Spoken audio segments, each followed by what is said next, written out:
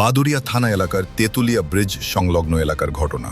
গতকাল রাতে বাদুড়িয়া থানা এলাকার তেতুলিয়া ব্রিজ সংলগ্ন এলাকার ভাটার রাস্তায় কাজী মুজাফফর আহমেদের মৃতদেহ উদ্ধার হয়।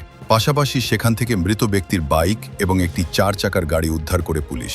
বাদুড়িয়া থানার পুলিশ মৃত কাজী মুজাফফর আহমেদের জামাই সহ দুজনকে আটক করে জিজ্ঞাসাবাদ করছে।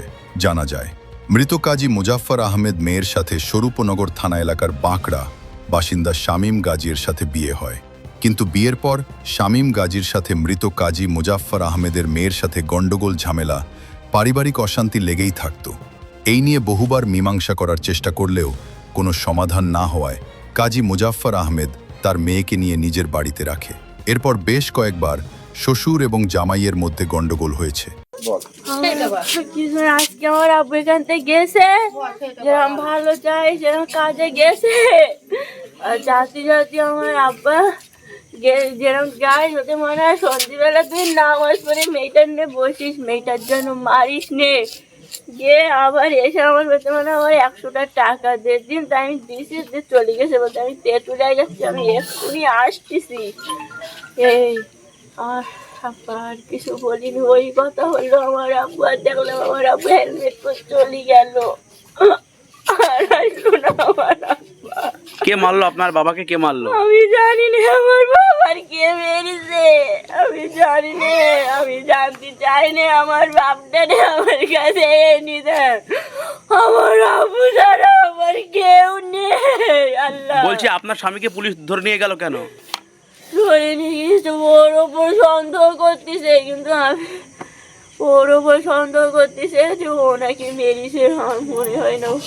বলছি, আপনার স্বামীর সাথে আপনার কোনো অশান্তি ছিল? হ্যাঁ, আমার সাথে অশান্তি ছিল, আমার সাথে অশান্তি ছিল, আবার মিটিও ছিল, আবার অশান্তি ছিল। বলছি, আপনার বাবার সাথে অশান্তি হচ্ছিল আপনার? এবার আগে ছিল আমার আব্বুর সাথে, কিন্তু এইবার আমার সাথে অশান্তি হয়েছিল, আমার আব্বুর সাথে না। আপনার বাবাকে কখনো হুমকি টুমকি দিতেন? হ্যাঁ, আগে হুমকি একবার দিয়েছে, একবার হুমকি দিয়েছে। আপনার বাবার নাম কি? কাজী মুজাফফর। আর আপনার নাম কি? আরিফা খাতুন। আর আপনার স্বামীর নাম? শামীম গাজী। হ্যাঁ হ্যাঁ, শামীম গাজী। কোথায় বিয়ে হয়েছে আপনার? বড় বাড়িটা এখানে ওই আমি তো নামাজ পড়ছি, মগরিবের নামাজ পড়ার সময় আমার এইখানে নাইট একটা থাকে, আমার ভাই এই আপনার এই ঘেরি চৌকি দেয়। সে সঙ্গে সঙ্গে আমার বললো যে ভাই শিগগিরই এসো, একটা লোককে জোর করে ইকো গাড়িতে নিয়ে চলে যাচ্ছে, হয়তো মার্ডার করবে। তা বলছে দুবারও পড়ে গেছে, তাও ও শুনছে না, তাও নিয়ে চলো। তখন আমি তাড়াতাড়ি নামাজ পড়ি, আমি আমার ছেলে আর একজন বাড়িতে ছিল, আর রাস্তায় দাঁড়িয়ে আমি ফোর্স খবর দিলাম।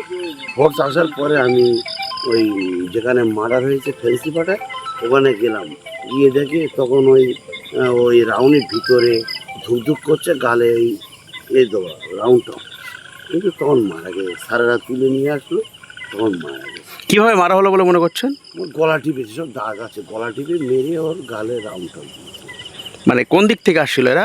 ওরা আমার এই পথ দিয়ে আসে, না মেন রাস্তা দিয়ে ফেন্সি পাড়ায় যাচ্ছে। মানে যাকে মারা হয়েছে তিনি কি কি গাড়িতে ছিলেন? তারই একটা গ্ল্যামার গাড়ি ছিল, WB22K48 আর যারা মারলো তারা কোন গাড়িতে ছিল? তারা ইকো গাড়ি ছিল। আর পিছনে একটা বাইক ছিল? হ্যাঁ, একটা বাইক ছিল। সে শুনে কি একটা বললো, হুম, কিন্তু আমি জানি না, যিনি এখানে ছিলেন উনি আমার বললো যে এই ঘটনাটা। মানে কি ফেলে গেছে এখানে?